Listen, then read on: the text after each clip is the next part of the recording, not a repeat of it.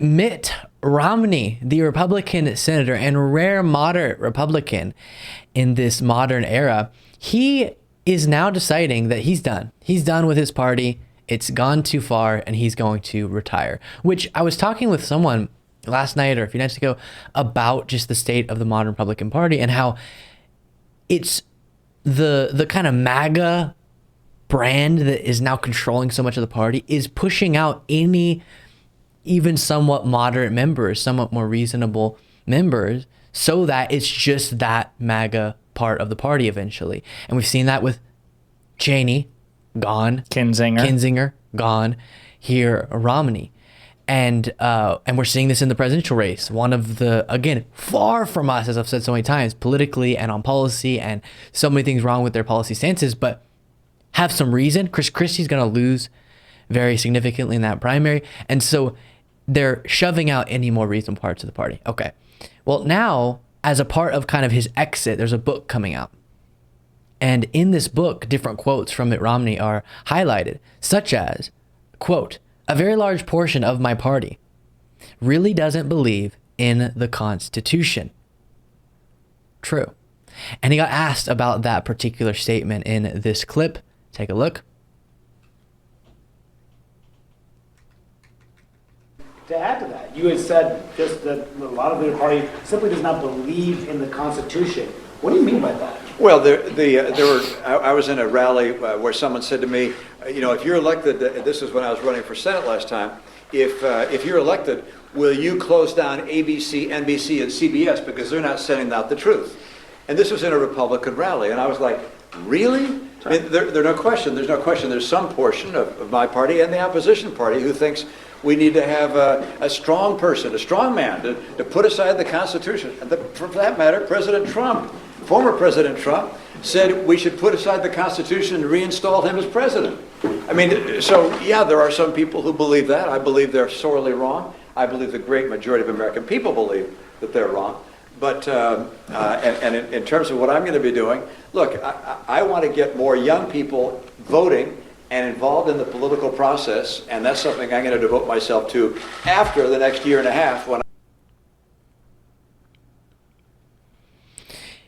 Yeah, it is wild that that statement, number one, has to be uttered, but number two, when it is the remarkable moderate. It should be a given that if the guy who was president before this one tried to overthrow our democratic process and just say, yeah, that whole election thing we have, I'll just stay in the White House through all these different means we've talked about extensively, the fraudulent slate of electors, Mike Pence unilaterally rejecting the results of the election, etc. And that should be something that every single member of both parties and independents and everyone is able to condemn. But instead, you either get, no, the election was stolen from some of the MAGAs, or you get, listen, I'm not going to talk about what's behind us. Let's talk about what's ahead of us. And occasionally you get, that's unconstitutional. Hey, also, when Trump called for the termination of the Constitution, that's also unconstitutional. But that reason, that ability for him to just check one basic box for an elected leader is why he's getting pushed out. Yeah, it's funny to think that, Mitt Romney isn't just a lifelong conservative, not just a lifelong Republican. He was once the leader of this very party, the party that now regards him as a pariah. In the aftermath of all these comments, by the way, people like Josh Hawley and Ted Cruz, people who Mitt Romney makes it very clear in this article in The Atlantic and in many of his comments that he has no respect for these people anymore because he knows they're intelligent and yet they're going along with these radically unconstitutional perspectives coming from Donald Trump just cynically. He's now a pariah to these people. But a decade ago, he was the leader of this party. He was in Donald Trump's position. Yeah. He was the presidential contender. And now he's a joke as far as they're concerned. And I don't know to what extent Mitt Romney serves as a brake check on the radicalization of the GOP. Obviously, he's not much of one in terms of he's not course correcting them single-handedly. But I think the GOP will absolutely be worse off by his absence in January 2025 when he, completes the remainder of his term. Because, listen, we still disagree on policy. You're right, but that's going to be one less statesman in the GOP. Yeah. And I also got thinking about it too, Luke. Like, I think this is part of the reason why Mitch McConnell, who, by the way, is infinitely worse than Mitt Romney. I'm not trying to put Mitt Romney and Mitch McConnell on a moral footing. But I think it's part of the reason, given all the stuff going on with Mitch McConnell, why I think he is so determined. Like he said, that he's not going to resign anytime soon. And he hasn't mentioned whether or not he'll run for re-election, because I think he was also trying to get the GOP past the Trump era. But I think the Trump era is going to extend beyond what Mitt Romney and Mitch McConnell and others are, willing to stay with the party for. And I know you made this stipulation, but let me just quickly say, Mitch McConnell is part of the reason that Trump controls his party and currently won't commit to not supporting Trump. He says he will support Trump if he's the nominee, whereas Mitt Romney, from pretty early on, was willing to call out Donald Trump. So very different there. But yeah, I get the point for sure. Individuals who dedicated, even if the reason they wanted to fight for these issues and the particular issues they were fighting for are so far from our values, they at least had some buy-in to the idea of wanting the Republican Party to be something. And whatever that was, they're seeing evaporating. And so I do think someone like Mitch McConnell is thinking, gosh, it's all for nothing now. I mean, Trump is going to define this party, which, again, in the case of Mitch McConnell, that's on you in part. He aided and abetted. You're right. Yeah. He is morally culpable to some extent, just like Kevin McCarthy is, in ways that Mitt Romney is not. That's 100% true. Yeah, and one of the things you referenced, but I wanted to mention from this reporting, was the fact that he says he's able to work with Ron Johnson because Ron Johnson seems authentically dumber than a doorknob. Not really. I mean, that's not the language that was used, but he's willing to buy into any conspiracy theory and seems to genuinely believe this stuff, and he can work with that, even if it's wild.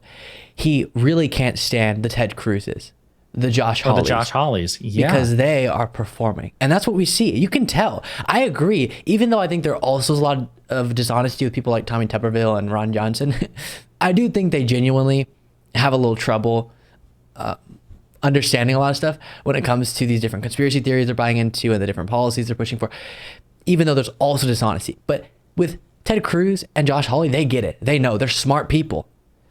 Very smart. And Dangerously. Yeah. Yes. Like Tucker Carlson and some of these individuals, they choose the path of dishonesty and the path of dangerous views. And both groups of people are responsible for their actions and should be judged accordingly. But one of them seems more malicious and even lower character. 100%. I don't know about you, but I'm actually excited for this book. I can't wait to read it. The Atlantic article is replete with some great quotes from Romney. Did you see the one about Mike Pence where he talks about it's a beautifully incisive quote about the issues with Mike Pence. He says something to the effect of, Romney says this, that there is no ungodly cause that Mike Pence won't ascribe to the will of God. Wow. Basically pointing out the difference between Mike Pence's, purported religious values, but the political behavior that he's willing to tolerate for the pursuit of power. It's just a really interesting quote. And then it makes you wonder, Luke, this is my hope. Given that Mitt Romney is publicly throwing in the towel, he's just going to ride out the rest of his term. Do you think there's a possibility that this might make him more inclined to cooperate with President Biden and Democrats against MAGA Republicans because he doesn't have to worry about re-election or really even pleasing his base? They can't recall him. He'll serve out the rest of his term. Maybe he's free to actually make a more aggressive effort for democracy against what's coming in 2024. What do you think? Do you think that's possible? I think it's definitely more likely, and you will have, I have no doubt, if Trump's the nominee, as it seems to be very likely, that you're going to have a pretty large swath of former, very prominent Republicans willing to come out and say, Biden's your guy. And we talked before starting to record today about how some of this can be enraging and hopeless. And I do want to at least give a little bit of time to acknowledge what a devastating moment we're in right now. And we're going to get through it. I do believe. I don't know where Josiah stands on that. And I am a very optimistic person. And I do have a lot of fun talking about and engaging with politics, and these things matter. And it's also freaky that we're losing another, not amazing lawmaker who we would love to, make decisions on every single policy, but one emblem of a more functioning time and with all of its issues, and a battle between, for example, Obama and Mitt Romney. Big differences, and those matter, and it's not to downplay the significance of policy. But once we understand what it can be, which is what it is now, where something so much more detrimental is possible, where it's not just, gosh, someone who has a basic respect for democracy and will accept the results and all that is going to have to govern for a while. It's going to be aggravating. They're not going to do things as progressive as we want or whatever. It's so beyond that. And the fact that we had at least some people like Mitt Romney who within the beast could call out the beast, within the monster could call it out, and that's going away. And it's a similar way I felt about Liz Cheney and Kinzinger, where it's not too, I always have to say this because people get so upset in the comments when you don't. I do mean this, but y'all got to just calm down. It's not to gloss over or ignore their past on incorrect decisions and policies and rhetoric, but to acknowledge the difference between a Kinzinger, Cheney, and Romney and the MAGA Republican GOP. And pretty soon it's just going to be the GOP.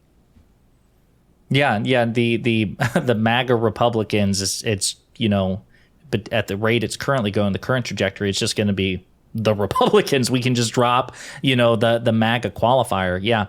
So I'm hoping that there's an opportunity here for the remainder of Mitt Romney's term. Again, we need as much legislative and statesman support as we can get.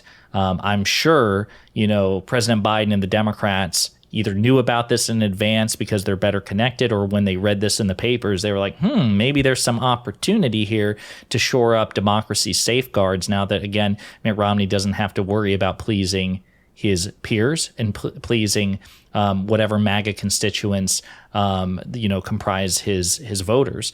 But yeah, this is in a roundabout way. And I never thought I would ever get to a point where I could see myself missing Mitt Romney. And yeah, here we are. Here we are. And he's not even gone yet. He's not even gone. Things. Yeah. Right. And last thing I'll say, because I still have so many people in my life who don't grasp this. We're in a moment where the guy who's going to be likely the nominee of one of the two major parties we have and is polling neck and neck with who he's likely going to go against, attempted to overthrow our democracy.